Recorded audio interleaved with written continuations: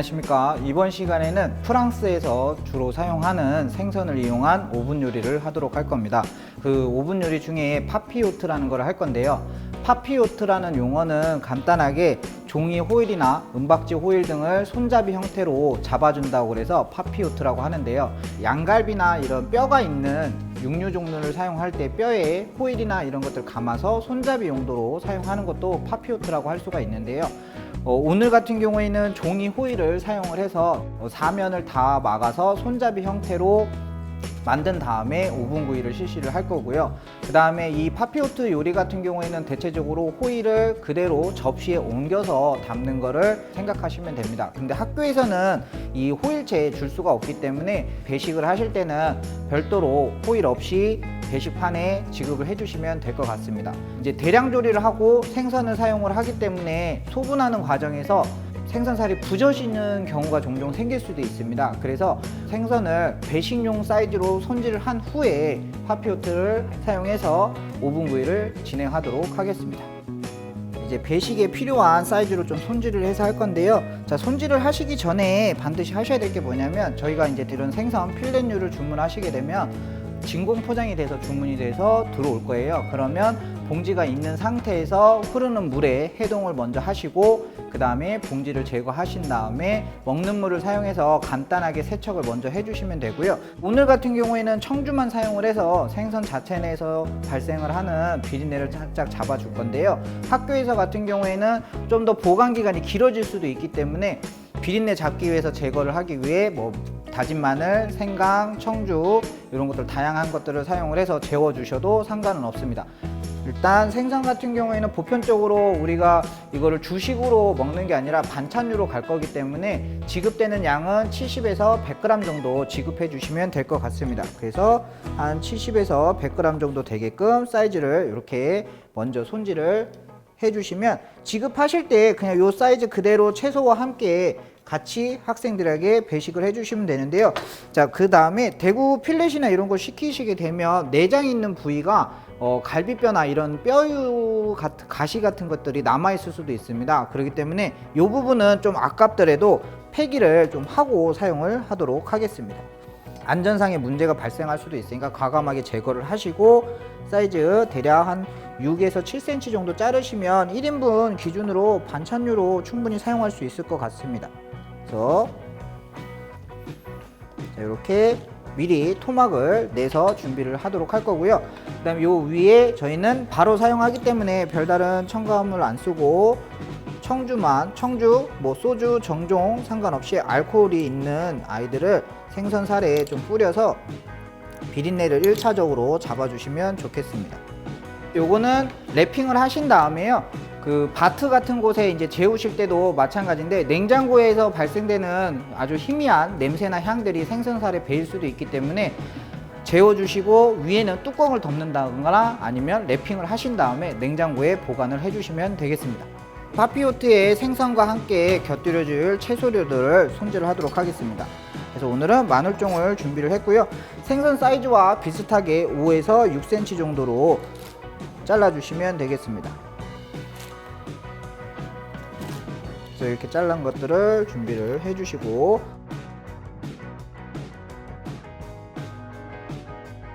오늘은 주끼니 호박을 준비를 했는데요. 애호박 쓰셔도 되고 단호박 이런 거 사용하셔도 크게 상관없을 것 같습니다.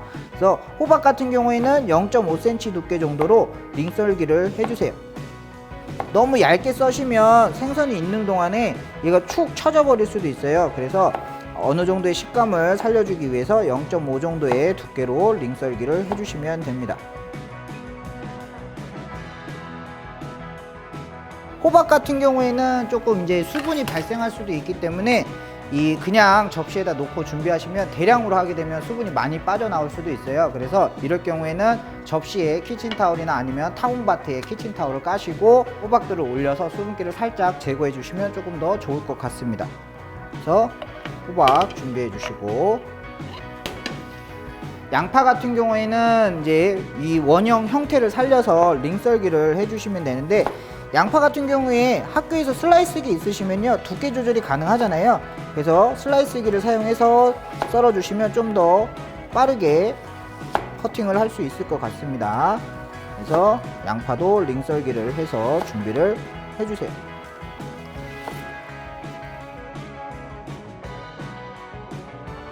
레몬 같은 경우도 뭐 반절 잘라서 사용하셔도 되고 이 원형 자체로 사용하셔도 크게 상관은 없겠습니다.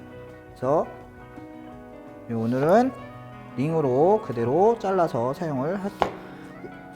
다른 거는 조금 0.5cm의 두께감이 있게 썰어주셨으면 레몬이나 아니면 대체로 라임 같은 거 사용하실 경우에는 조금 얇게 한 0.3 정도로 잘라주세요. 그래야 레몬의 향이나 이런 것들이 조금 더 빨리 빠져나오기 때문에 0.3 정도의 링썰기로 해주시면 좋겠습니다.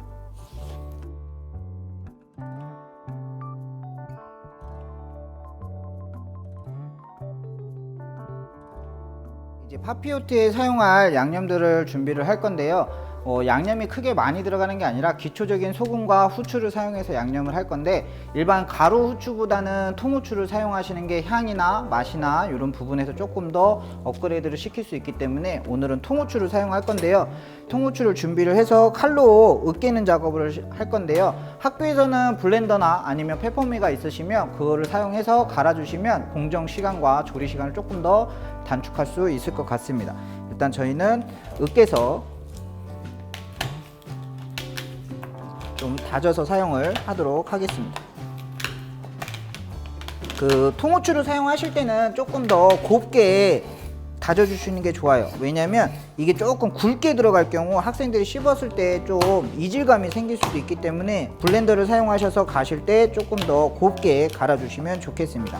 만약에 이 통후추 작업을 하는 게 시간상에 조금 오래 걸리거나 하실 경우에는 그냥 일반 후추, 시판되고 있는 후춧가루 사용하셔도 괜찮습니다. 그래서 후추 준비해 주시고 그 다음에 기본 양념할 소금 준비해 주시면 되겠습니다. 자, 일단은 생선살 같은 경우에 저희가 초기에 비린내를 잡기 위해서 재워둔 거를 다시 한번 빼신 다음에 이제 오븐 팬에 팬닝을 할 건데요. 그 전에 수분기를 한 번 더 키친타올을 사용해서 수분기를 한 번 더 제거를 해 주세요. 오븐 팬에 종이 호일 또는 쿠킹 호일 사용하셔도 되는데요. 쿠킹 호일 같은 은박지기 때문에 가열을 했을 경우에 약간의 오염물질이 발생할 수도 있기 때문에 은박지 호일보다는 종이 호일을 사용하셔서 오븐 구이를 하시는 게 조금 더 안전하다고 보시면 되겠습니다. 그래서 1차로 바닥에 먼저 호일을 먼저 깔아 주시고요. 그 다음에 우리 마늘종 녹황색 채소를 먼저 깔아 주세요. 그래서 너무 높게 할 필요는 없고요. 한 층으로만 깔아 주시면 되겠습니다. 그래서 층으로 해서 깔아 주세요.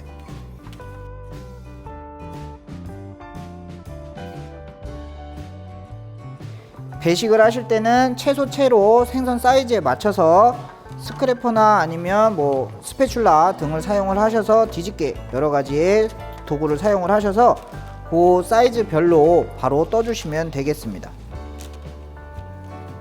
그 다음 그 위에 호박,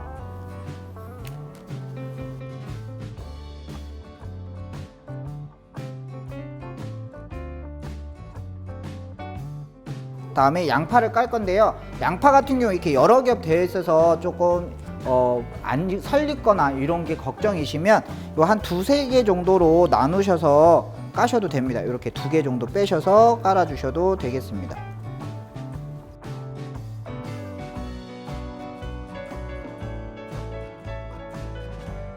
양파 깔으신 다음에 우리가 배식용으로 잘라 놓은 생선, 자, 살이 이 껍질 쪽이 바닥으로 가게끔 해서 깔아 주세요. 이렇게 깔아 주시고 그 다음에 요 위에 소금과 후추를 살짝 뿌리셔서 밑간을 해 주세요.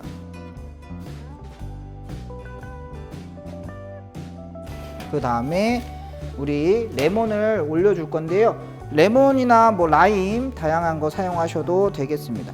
그래서 레몬도 위에다가 얹어 주시고 거의 레몬으로 생선을 다 덮는다 생각하시면 됩니다.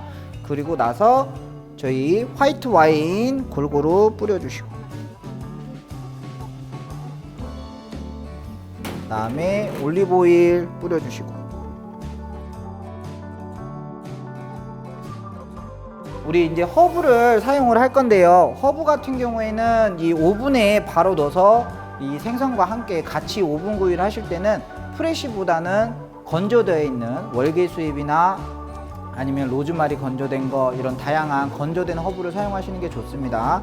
그래서 요거는 저희가 프레시를 사용하긴 하는데요. 오늘은 프레시로 살짝 이 바질의 향만 느낄 수 있게끔 해주고요. 마지막에 위에 한 번 더 호일을 덮어주도록 하겠습니다.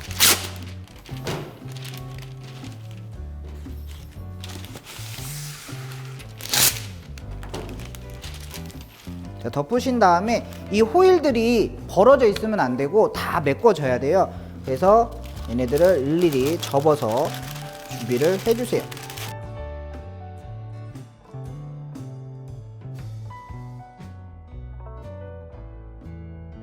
만약에 이제 종이 호일 같은 경우에 이게 접착이 잘 안 될 수도 있습니다. 그럴 경우에는 접어서 밑으로 넣어 주시면 되겠습니다. 그래서 이렇게 호일을 완전히 막아 주신 다음에 오븐에서 대략 200도씨 예열된 오븐에서 20에서 25분간 가열을 해서 익혀 주도록 하겠습니다.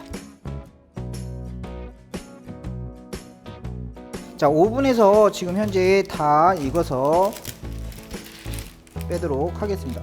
원래는 이 프랑스에서 제공되는 파피오트 플레이팅이 호일체에 담아주는 게 그 플레이팅 하는 법인데요. 우리 학교에서는 그렇게 할 수 없기 때문에 이 상태에서 소분을 해서 준비한 생선을 그대로 호일 없이 옮기도록 하겠습니다.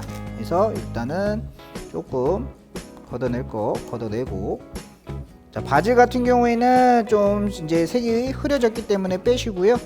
그 다음에 자, 뒤집개를 사용하셔서 이렇게 그 마늘종, 그 다음에 주끼니, 호박, 양파, 생선살, 레몬이 올라갈 수 있도록 배식판에 담아주시면 되겠고요. 여유가 되신다면 위에 조금 색이나 색감을 위해서 프레시 바질을 하나 정도 올려주시면 좋겠습니다. 그 다음에 배식을 하실 때 생선살과 채소만 담아주시는 게 아니라 우리 이제 파피오트 같은 경우에는 올리브 오일과 화이트 와인이 들어가잖아요. 그 이제 이게 생선 국물 역할을 한다 생각하시면 되거든요. 그래서 소스의 부가적인 소스의 역할도 할 수 있기 때문에 담으실 때 담고 나서 우리 완성품의 그 소스 자체를 위에다 뿌려주시면 좋겠습니다. 별도의 소스를 추가적으로 지급해 주셔도 되는데요. 일단 생선에 가장 잘 어울리는 게 타르타르 소스, 그 다음에 샤워크림 소스가 있습니다. 근데 저희가 조사를 하다 보니 타르타르 소스와 그 다음에 샤워크림 같은 경우에 학생들의 선호도가 조금 낮다고 하시더라고요. 그래서 그럴 경우에는 시판되고 있는 타르타르 소스에 그 다음에 케찹을 조금 혼합을 하시면 약간의 케찹 향이나 맛이 있기 때문에 학생들이 조금 더 다가가기에 조금 더 편할 것 같습니다. 그래서 이렇게 오늘의 파피오트 프랑스 전통적인 생선 오븐 요리를 완성을 했습니다.